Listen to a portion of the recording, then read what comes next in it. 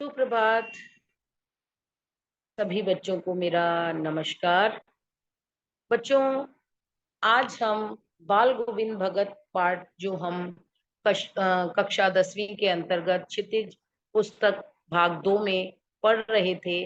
पहले भाग के अंतर्गत हमने आपको बाल गोविंद भगत के विषय में बताया, उनके वेशभूषा के विषय में बताया, उनके चरित्र के विषय में बताया, कबीर के विषय में बताया।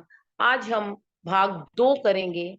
भाग 2 में देखिए स्क्रीन पर आषाढ़ माह किस समय होता है? जून और जुलाई का महीना। ठीक है, जून और जुलाई का महीना जो है, इस समय समूचा गांव जो है वो खेतों में उतर जाता है। अर्थात खेती बाड़ी करते थे बाल गोविंद भगत, मैंने आपको बताया है। कहीं पर हल चल रहे होते हैं, कहीं पर रोपनी हो रही होती है। रोपनी क्या होता है? बीज बोना। ठीक है। और इस महीने जो है धान के पानी भरे खेतों में बच्चे खूब उछल कूद कर रहे होते हैं। औरतें जो हैं कलेवा लेकर मेड़ पर बैठी होती हैं। आसमान बादल से घिरा होता है और धूप का नाम नहीं होता। चारों तरफ ठंडी पुरवाई चल रही होती है और ऐसे समय में कानों में एक स्वर तरंग सुनाई देती है। किसकी? बाल गोविंद भगत के संगीत की। ठीक है।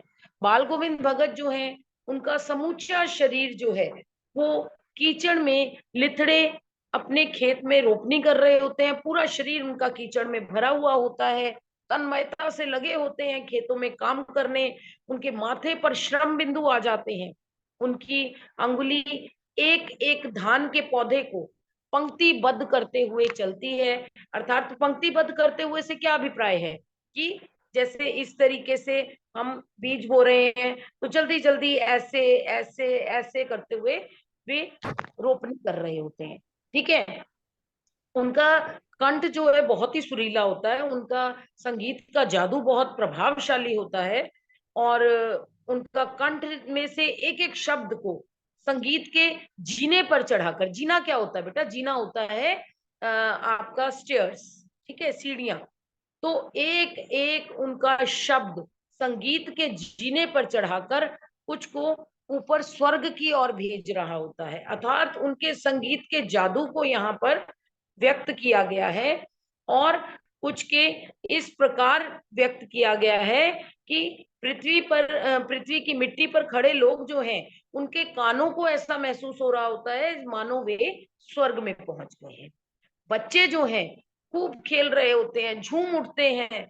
मेड़ पर खड़ी औरतें जो हैं वो उनका संगीत सुनती हैं जब, तो उनके होंठ जो हैं वो कांप उठते हैं, वे गुनगुनाने लगती हैं। समटाइम्स, कभी कभी आपने देखा होगा, ऐसा होता है कि आप किसी शादी ब्याह समारोह में जाते हैं, वहां गाने बज रहे होते हैं, तो आपको वो गाने धुन अच्छी लग रही होती है, तो अपने आप ही आपका मुंह जो है वो चलने लगता है। ठीक है। हलवाहों के पैर जो हैं वो तालों ताल से उठने लगते हैं। और रोपनी करने वालों की उंगलियां जो हैं वो एक अजीब से क्रम से चलने लगती हैं।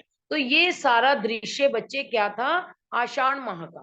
ठीक है, कि किस प्रकार से आषाढ़ माह में सारा जो गांव का वातावरण है उसके विषय में। अब आगे भादो माह के विषय में बताया गया है। अब जून जुलाई के बाद कौन सा महीना आता है? अगस्त सितंबर। ठीक है। तो उसे हम भादो माह कहते हैं। तो भादो माह में क्या है? भादो की अंधेरी अधरतियां, यानी आधी रात। अभी थोड़ी देर पहले ही मूसलाधार वर्षा खत्म हुई थी।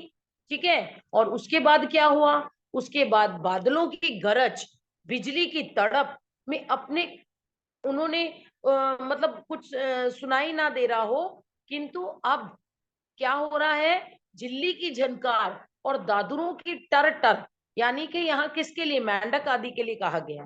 ठीक है। बाल गोविंद भगत के संगीत को क्या कर रहे हैं? अपने कोलाहल में डुबो नहीं सकते। यानी कि बिजली चमक रही है, बारिश हो रही है, उसके बावजूद भी जो आपके बारिशों में ये मेंढक आदि आ जाते हैं, उनकी टट्टर की आवाज, चाहे जो मर्जी है, लेकिन इन सारी आवाजों के बीच में बाल गोविंद भगत का संगीत जो है उसको कोई भी दबा नहीं पा रहा। उनकी खंजड़ी, खंजड़ी क्या है? एक वाद्य यंत्र, आपने देखा होगा, एक गोल सा वाद्य यंत्र होता है, उसमें बीच बीच में डपलियां सी लगी होती हैं, उसको जब ऐसे बजाते हैं, मंदिर में कीर्तन के लिए भी होता है, ठीक है, भजन कीर्तन में भी प्रयोग होता है डपली का। तो वो खंजड़ी जो है वो डिमक डिमक बज रही है, यानी कि वो अपने संगीत में मस्त हैं और अपना पूरा जो है उनका ध्यान जो है संगीत में लगा हुआ है, अपनी खंजड़ी को वो बजा रहे हैं, और साथ ही साथ में क्या कर रहे हैं? गा रहे हैं। क्या गा रहे हैं? गा रहे हैं कि गोदी में पियवा चमक उठे, सखियां चिहुक उठे ना। हाँ, पिया तो गोद में ही है, तो किंतु वह समझती हैं वह अकेली हैं, ठीक है, चमक उठती हैं, चिहुक उठती हैं। ये गांव की देशी शब्द है, देशी भाषा है, ठीक है। ये गाना भी जो है आपको बता दूं कि कबीरदास जी की भाषा जो थी वो सदुकड़ी थी, क्योंकि वे पढ़े लिखे नहीं थे, ठीक है, कोई बहुत ही साहित्यिक भाषा का प्रयोग वे नहीं करते थे। तो यहाँ पर भी इसी प्रकार के शब्दों का प्रयोग किया गया है। और जो भरे बादलों वाली भादो जो थी, उसकी आधी रात में उनका यह गाना अंधेरे में अकस्मात अचानक ही कौंध उठने वाली बिजली की तरह चौंका देता था, और सारा जो संसार है निस्तब्धता में सोया हुआ होता था, लेकिन बाल गोविंद भगत का संगीत जाग रहा होता था। और वे क्या गाना गाते थे कि तेरी गठड़ी में लागा चोर मुसाफिर, जाग जरा।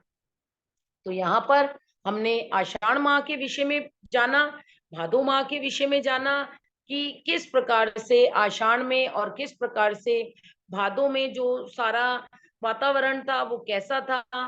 परंतु अब समय समाप्त हो गया है, इसलिए आपसे इजाजत लूंगी, अनुमति चाहती हूँ। धन्यवाद।